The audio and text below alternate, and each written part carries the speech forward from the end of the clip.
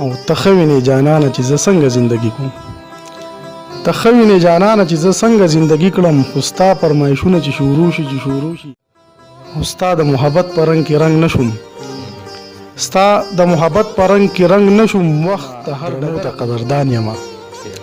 درون یمه درنو ته قدردان یمه سپکو ته خزله د ډیران یمه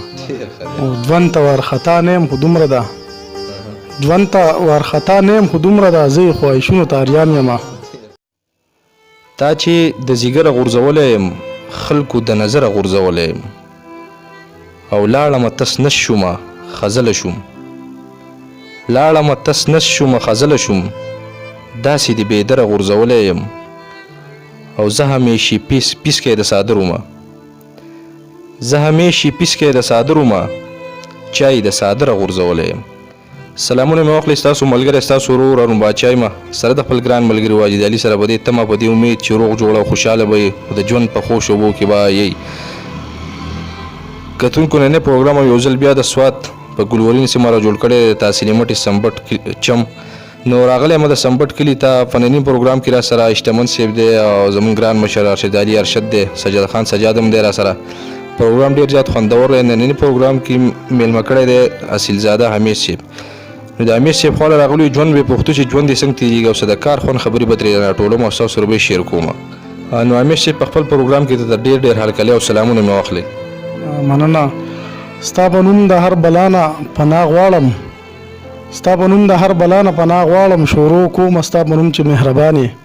زما وران کارونه سم کړه لویه خدایه ته غفور یې ته رحیم یې ته رحمان یې ډېره مننه هارون باچا صاحب ستاسو او ستاسو د پاڼې یو جان مننه چې موږ له رالې دا درناوی موږ له راوړ نو مننه مو مننه خو ستاسو مو امیر صاحب چې د مصروف حالاتو کې مو راله وایستو دا راته ووایه امیر صاحب چې ژوند مو نن سبا څنګه تېرېږي څنګه روان دی ژوند شکر الحمدلله ژوند خو ډېر په مزو کې دی الله احسان دی شکر دی څه مسلې نشته دا راته ووایه امیر صاحب پوښتنې به زموږ زیاتې کتونکو تنده به زیاتو نه خو دا راته ووایه چې شاعري خو ماشاءالله بلا خوندوره ده د شاعرۍ د آغاز مو د کله نه کلی و کم وخت و لیک مو د کم وخت نه شروع کړی نو شاعري د ډېر وخت نه کومه تقریبا د کالج د وخت نه لګیا یو کوشش کوم څه مات ګډ شعرونه دي لګیا یو خپل کوشش جاري ساتل دی نو کوشش کوو چې خپل خلکو ته مطلب خپل ولس ته ښه شاعري مخې ته وړاندې کړو نو بهرحال کوشش ته جاري دی کوو مننه امیر صاحب پوښتنې به زموږ ډېرې او د کتونکو تنده به زیاتو نه نو زه یم چې کتونکو ته که یو ښایسته غزل مو وړاندې کړو نو ډېر زیات به خوشحاله شو مننه غزل به راسره شریک کړم د هغې نه مخکې یو دوه درې شعره چې ارشاد دا بعضې خواهشونه د انسان نه پوره کېږي دا بعضې خواهشونه د انسان نه پوره کېږي خو بعضې خواهشونه چې شروع شي او ته ښه وینې جانانه چې زه څنګه زندګي کوم ته ښه وینې جانانه چې زه څنګه زندګي کړم خو ستا فرمایشونه چې شروع شي او بهار په ما میش لکه د لنډ بحر غزل وي بهار په ما میش لکه د لنډ بحر غزل وي خزان لکه نظمونه چې شروع شي او دا کلام مظهر شریکم چې تا چې د ځیګره غورځولی یم خلکو د نظره غورځولی یم تا چې د ځیګره غورځولی یم خلکو د نظره غورځولی یم سترګو په سیلاب د عشق لا وکړمه مینې د کمره غورځولی یم سترګو په سیلاب د عشق لا وکړمه مینې د کمره غورځولی یم چا هم د ګلاب سره ګلاب نه کړم هر چا د ډنډره غورځولی یم ستا د محبت په رنګ کې رنګ نشوم ستا د محبت په رنګ کې رنګ نشوم وخت د هر ډګره غورځولی یم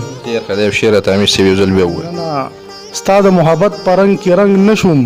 وخت د هر ډګره غورځولی یم او تکه راته وګورې راپابسم غم دې د زړه سره غورځولی یم مننه لاړمه تس نس شوم خزله شوم داسې د بېدره غورځولی یم او مختر جی چې زه همیشې پیسکی د صادر ومه چای د صادر غورځولی یم مننه زه همیشې پیسکی د صادر ومه چای د صادر غورځولی یم ډېر ښه غزل و امیر صاحب یقینا چې کتونکو به ترې بلا خوندونه اخیستي امیر صاحب دا راته ووایه چې د کتاب په اړه مو څه خیال دی؟ کتاب مو چاپ کړی دی که نه؟ کتاب په حواله به راته څه وایې؟ نه کتاب خو تقریبا چې اراده زموږ شته او کار پې شروع دی، کمپوزینګ وغیره شي دي، بس لږ وخت دی چې انشاءالله مارکیټ ته به راشي کتاب انشاءالله را به شي ډېر زر. امیر صاحب یو پوښتنه مننه، خیر زه د خپله طرفه وکړم چې د کتاب نوم واسې څه ایښودی دی کتونکو ته به د کتاب نامه څه ورکوئ؟ نو کتاب له نومونه په ذهن کې ډېرو، خو بهرحال دا کم نوم باندې چې زموږ اتفاق راغلی دا چې روغاني بابا راکړلی، هغه زما استاد دی، د هغه هره خبره په سر سترګو هغه ولې دا نوم خوښ کړلی ډک جام د ملغلرو. ډک جام د ملغلرو. نو انشاءالله امید دی چې هم دغه به نوم شي. کتونکو تاسو د امیر صاحب نه واورېدو چې د دوی کتاب هم په کمپوزینګ کې دی، نوم یې دی ډک جام د ملغلرو، ډېر زر به مارکیټ ته راشي انشاءالله، نو ستاسو په لاسونو کې به ډېر زر انشاءالله. ښه امیر صاحب خبرې اترې خو موږ کړلې، نورې پوښتنې هم مونږ ستاسو نه کوو، نو زه یم که بل څه ښایسته غزل مو لیکلی، څه شعرونه راسره شعر کړي، مونږ ناست ملګري به ترې هم څه خوندونه واخلو، وطنوال ملګري مسافر ملګري به ترې هم څه خوندونه واخلو. بلکل دوه درې شعره به ترې ووایم مخکې چې بلکې تاسو ترې ډالۍ وي چې دروند یمه درنو ته قدردان یمه، دروند یمه درنو ته قدردان یمه، سپکو ته خزله د ډیران یمه، او ژوند ته وارخطا نه یم خو دومره ده، ژوند ته وارخطا نه یم خو دومره ده، زه یې خواهشونو ته اریان یمه، او ستا په هر یو ظلم څنګه غلی شم، ستا په هر یو ظلم څنګه غلی شم، زه د ګټې بوت نه یم انسان یمه. مننه. او دا غزل به سره شریک کړم چې نغمې د محبت به مې د تاله نوتې، نغمې د محبت په مې د تاله نوتې، یو وخت چې بیخي به مې د خیاله نوتې، په تا پسې به خامخا جانانه لیونی وم، په تا پسې به خامخا جانانه لیونی وم، چې ته به د خپل حسن د کماله نوتې. مننه. او شعر ده چې په ټوله پښتونخوا کې به نن ولې بې امني وه، په ټوله پښتونخوا کې به نن ولې بې امني وه، خو دلته منصوبې زموږ د چاله نه وتې. امیر صاحب یو شعر راته یو ځل بیا ووایي. مننه. په ټوله پښتونخوا کې به نن ولې بې امني وه، خو دلته منصوبې زموږ د چاله نه وتې، قومونو ترقي کوله ته زوال پذیر وې، قومونو ترقي کوله ته زوال پذیر وې، زما خواره پښتونه د جنجاله نه وتې، قومونو ترقي کوله ته زوال پذیر وې، زما خواره پښتونه د جنجاله نه وتې، او شملې د پښتنو به ورته داسې سپکې نه وي، شملې د پښتنو به ورته داسې سپکې نه وي، خو دلته څه شملې د چا د شاله نه وتې. مننه. او مختره چې همیشه ته به هم د پښتو ژبې خدمتګار وې، همیشه ته به هم د پښتو ژبې خدمتګار وې، خو ته د ژوند د اور په شکاله نه وتې. ډېره مننه. ډېر زبردست امیر صاحب، ډېر خوندور غزلو. امیر صاحب دا راته ووایي چې د نوي کول شاعران زیات شوي دي نن سبا کې، سوشل میډیا هم ده، نو هغه شاعرانو ته به څه پیغام د خپله طرفه ورکول غواړي، څه پکار دی هغه؟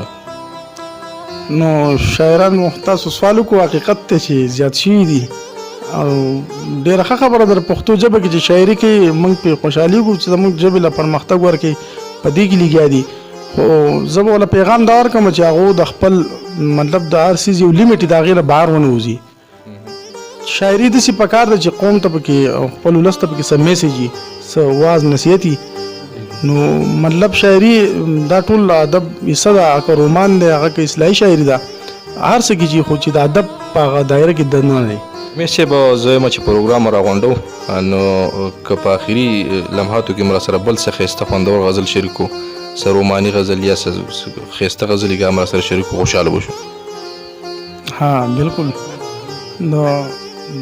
لنډ بهر غزل دی، خو دې نه مخکې به هم درته دوه درې شعره ووایم روماني. ارشاد. زړه به مې څنګه د سینې نه بهر نه راوځي،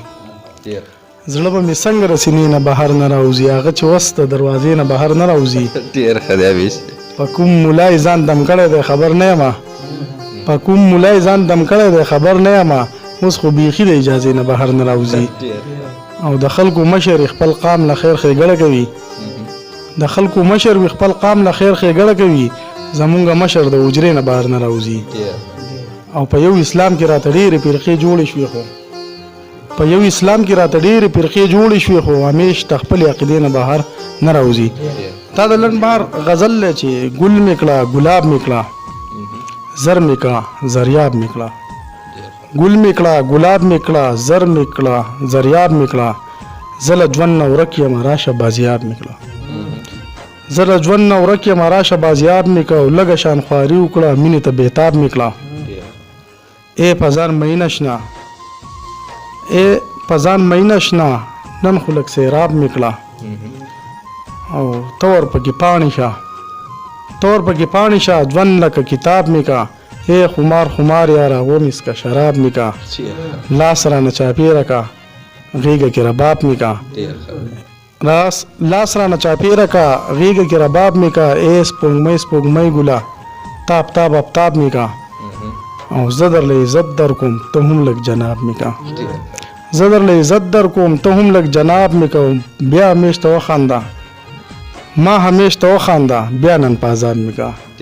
د اخري شعر راته یو ځل بیا ووایه. مننه ما همیش ته وخانده بیا نن په عذاب مې کړه ډېره مننه ډیره زیاته مننه امیش صاحب د یو جهان مننه موږ له د وخت راکولو کتونکو تاسو د امیش صاحب نه خوږې خبرې ښایسته شعرونه مو ترې واورېدل یقینا چې تاسو به ډېر زیات خوښ شوي دا و اصیلزاده حمید صاحب ورسره د هغه ملګري اوس ورکوي خپل کوربار باچا ته اجازت په لوی علم سپارم د لوی الله په امان